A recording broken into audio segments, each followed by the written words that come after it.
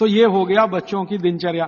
7 बजे सोने के लिए का माहौल बनाने के लिए तैयारी करें। 7 बजे तक माहौल बने सोने का तो 8 बजे सोएंगे। और माहौल बनाने में सबसे बड़ी मदद करेगा टीवी का स्विच ऑफ। मेरी तो आपको विनती है कि घर के छोटे बच्चे हैं ना, तब तक केबल कनेक्शन ना लें। छोटे बच्चे जब थोड़े समझदार हो गए हैं तो चलो चलेगा, क्योंकि समझदार होने से मतलब उनको मालूम होना चाहिए कि कहां स्विच ऑफ करना है, तो उस समय थोड़ा चल जाएगा। लेकिन बच्चे जब तक छोटे हैं, साल भर के, 1.5 साल के, 2 साल के, 2.5 साल के, तब तक तो केबल कनेक्शन ऑफ रखें, या केबल कनेक्शन है तो टीवी ऑफ रखें, चले नहीं उनके सामने। नहीं तो वो चालू हो जाएंगे, पोगो देखेंगे, पोगो। हां, कार्टून फिल्म देखेंगे। क्यों देखेंगे जान लीजिए। कफ के असर में जो बच्चा होता है, इसको समझाना चाहता हूं मैं, कफ के असर में जब बच्चा होता है तो उसकी कल्पनाशीलता सबसे ऊंची होगी। मैंने थोड़ी देर पहले कहा ना, ये कफ है, जो सम में रहे तो व्यक्ति को बहुत कल्पनाशील बनाएगा, इतना कल्पनाशील और वैज्ञानिक बनाएगा, सोच नहीं सकते। बिगड़ेगा तो सबसे बड़ा अपराधी भी बनाएगा उसको। तो बच्चों की कल्पनाशीलता बहुत होती है, क्योंकि वो कफ के असर में है। इसलिए हर ऐसी चीज जो उन्हें सोचने में मदद करती है उनको अच्छी लगती है।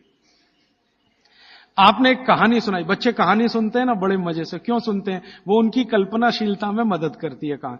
आपने कहा एक राजा था, अब इतना कहते ही उनका चालू हो गया दिमाग। आप आगे का वाक्य बोलेंगे, उसके पहले वो कल्पना कर लेंगे राजा कैसा है, सिंहासन पर बैठा है कि जमीन पर बैठा है, बगल में रानी है कि नहीं है, सामने वजीर है कि नहीं है, मंत्री है कि। ये तो आपके बोलने से पहले उनके दिमाग में घूम गई पूरी फिल्म। एक राजा था, फिर कहेंगे आगे बताओ, तो आप कहेंगे एक रानी थी, अब रानी के बारे में सब बातें उनके दिमाग में आ गई। फिर आप कहेंगे क्या हुआ, तो दोनों मर गए, खत्म कहानी। अब आप कहेंगे तो उनको बिल्कुल अच्छा नहीं लगेगा। हम लोग बच्चों को टालने के लिए कहते हैं, एक राजा था, एक रानी थी, दोनों मर गए, खत्म कहानी। उनको बिल्कुल अच्छा नहीं लगेगा, क्योंकि जिस समय कल्पना उनकी चलना शुरू हुई, आपने कहानी खत्म कर दी। अब आप टालना चाहते हैं उनको, और वो कल्पना करना चाहते हैं उस समय। तो आप कहानी को जितना लंबा खींचें उतना अच्छा। मेरा कहना यह है आपको, कहानी को लंबा खींचते जाएं, भले एकता कपूर के सीरियल की तरह से खींचें उसको। इतनी इलास्टिसिटी है एकता कपूर के सीरियल में कि सालों साल हो गए, खत्म ही नहीं होते। सास भी मर गई, बहू भी मर गई, एक जनरेशन चली गई, दूसरी आ गई, सीरियल खत्म। ये बच्चों को चाहिए, आप उनकी कल्पनाशीलता को बढ़ाने में मदद करें। माने कहानी जो वो सुन रहे हैं उसको छोटी ना करें, सुनते सुनते सो जाएं तो बहुत अच्छा है। और मेरी आपको विनती है कि चुन चुनकर कहानियां सुनाएं उनको। अब आज के जमाने में कैसे बच्चे आपको चाहिए, जैसे चाहिए वैसी कहानी सुनाइए।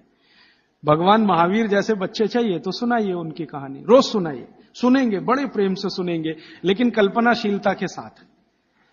आप अगर उनको चाहते हैं कि राणा प्रताप जैसे हों तो सुनाइए उनकी कहानी, लक्ष्मीबाई जैसे हों तो सुनाइए उनकी कहानी, क्योंकि बच्चों की कल्पनाशीलता आपसे ज्यादा बड़ी है, ये जान लीजिए। ये अलग बात है कि उनके पास शब्दों का भंडार कम है, शब्दकोश कम है, लेकिन सोचने में वो आपसे आगे हैं। तो शब्द आप दे दीजिए, कल्पनाशीलता उनके पास है, बैठकर वो अपना चित्र बना ही लेंगे।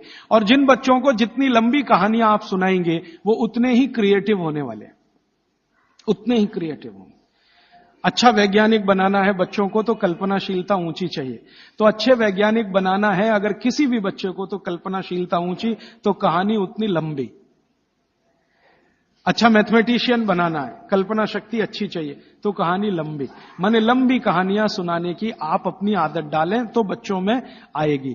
वो कहानी सुनने में इतने मगन होते हैं, फिर उनको टीवी की जरूरत नहीं है, ना पोगो की जरूरत है, ना कार्टून नेटवर्क की कुछ जरूरत नहीं है। आप अगर सुना रहे हैं उनको कहानी जिसमें उनकी कल्पनाशीलता रम रही है तो वो बहुत जरूरी है। और फिर मेरी एक छोटी सी आखिरी बात, क्योंकि दूसरी बात के लिए समय कम पड़ रहा है, कि जब बच्चे आपसे कोई सवाल करें तो जान लीजिए वो अपनी कल्पनाशीलता को बढ़ाना चाहते हैं, तब सवाल कर रहे हैं। तो उनके सवाल का जवाब ईमानदारी से दें।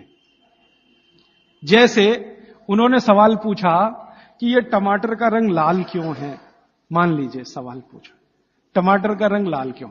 अब आपको मालूम नहीं है कि टमाटर का रंग सच में लाल क्यों है, तो आप उनको कुछ उल्टा सीधा मत कहें भगवान ने कर दिया है, ऐसा हो गया है, वैसा हो गया है। आप उनको ईमानदारी से कहें, देख भाई, बेटा या बेटी, मुझे अभी मालूम नहीं है कि टमाटर का रंग लाल क्यों होता है, मैं कल पता करके बता दूंगा या परसों पता करके बता दूंगा। बच्चे जब सवाल पूछ रहे हैं तो उनकी कल्पनाशीलता की पूर्ति के लिए पूछ रहे हैं। आप उनको कभी भी गलत जवाब तो दीजिए ही मत। वो कह रहे हैं जी ये चंद्रमा क्यों चमक रहा है सफेद सफेद, और तारे क्यों चमक रहे हैं, और सूरज लाल क्यों दिख रहा है या पीला क्यों दिख रहा है, या ये पत्ते हरे क्यों हैं, ये पीले हो जाते हैं तो ये हरे से पीले कैसे हो गए। ऐसे सवाल वो पूछेंगे, उनके उत्तर पूरी ईमानदारी से दीजिए। तो इसका माने आपको पढ़ना ही पड़ेगा, बिना पढ़े आप उत्तर दे नहीं सकते। और जो आपने कोशिश की उल्टा सीधा, तो थोड़े दिन में जब उनको सच्चाई पता चलेगी तो आपका आदर वो बिल्कुल नहीं करेंगे। उनके गुरुजी ने बता दिया कि ये पत्ता हरा इसलिए था और टमाटर लाल इसलिए हो गया और चंद्रमा इसलिए चमकता है, सूरज इसलिए पीला दिखाई देता है। जैसे ही उनको पता चलेगा तो आपकी इज्जत तो 2 कौड़ी की हो गई उनके सामने। वो आपको कहेंगे जी आपने गलत बताया, मेरी टीचर ऐसा बोलती है। तो आपसे हटकर वो टीचर की तरफ चला गया, और टीचर की तरफ गया तो समझ लो बच्चा आपके हाथ से ही गया। जैसे जैसे उसका आकर्षण टीचर के प्रति बढ़ता जाएगा, वो आपके कंट्रोल के बिल्कुल, फिर टीचर जो कहेगी उसको पत्थर की लकीर मानेगा, आप जो कहोगे उस पर कभी भी भरोसा नहीं करेगा। इसलिए मैंने थोड़ी देर पहले कहा, बच्चों को बड़ा करना दुनिया का सबसे मुश्किल काम। तो आप बच्चों के साथ व्यवहार वैसा ही करें जैसा प्रकृति ने उनको स्वभाव दिया है। कफ का, कफ का स्वभाव माने कल्पनाशीलता वाला स्वभाव, कफ का स्वभाव माने इमेजिनेशन, लिमिटलेस इमेजिनेशन। वो सीमा के पार जाके बात करते हैं। आप देखते हैं ना, दुनिया के सारे बच्चे परेशान है हैरी पॉटर पढ़ने के लिए, है ना। और आप और मैं सवाल करते हैं जी हैरी पॉटर में रखा क्या है? कुछ नहीं है, उसमें तिलिस्म है, जादुई तिलिस्म है। वो सच्चा नहीं है, लेकिन उनकी कल्पनाशीलता में उनको बहुत आनंद दे रहा है, इसलिए करोड़ों किताबें बिक रही हैं हैरी पॉटर। आप पसंद करें या ना करें, क्योंकि बच्चे कफ के असर में हैं, कल्पनाशीलता उस समय सबसे ज्यादा है। तो जादुई बातें, तिलिस्मी बातें, जादूगर की बातें, ये सब उनको अच्छी इसलिए लगती हैं कि कल्पनाशीलता बढ़ाने में ये सब मदद करती है। ये जासूसी उपन्यास जितने हैं ना, बच्चे बहुत प्रेम से पढ़ते हैं, चाहे वो अमेरिका में हो या हिंदुस्तान में। बस अंतर है, अमेरिका में अंग्रेजी में पढ़ेंगे, हिंदुस्तान में हिंदी में जरूर पढ़ेंगे।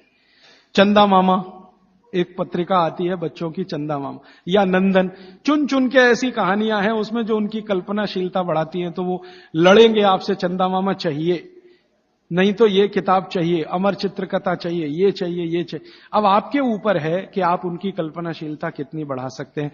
14 साल तक विशेष ध्यान रखें बच्चों का, जब तक वो कफ के असर में।